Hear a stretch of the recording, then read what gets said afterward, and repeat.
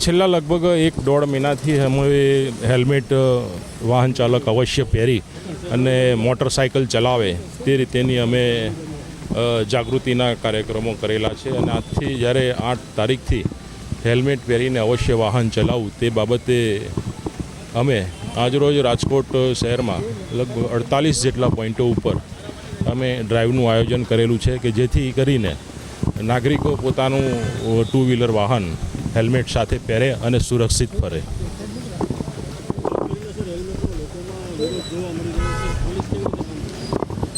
મેં કહું આપને તો હાલમાં જેટલા પણ એક્સિડન્ટો થાય છે એમાંથી જે ફેટલ એક્સિડન્ટો છે એમાં લગભગ 55થી 60% જેટલા ફેટલ એ 2 વ્હીલરના ચાલકોના હોય છે.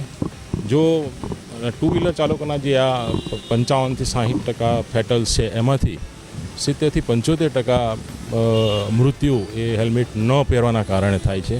ટ્રાફિક પોલીસનો એ જ અભિગમ છે કે આપ અવશ્ય હેલ્મેટ પહેરો અને સુરક્ષિત ફરો. અમે આજ છેલ્લે કીધું એ પ્રમાણે કે આપ અવશ્ય હેલ્મેટ પહેરો અને સુરક્ષિત ફરો.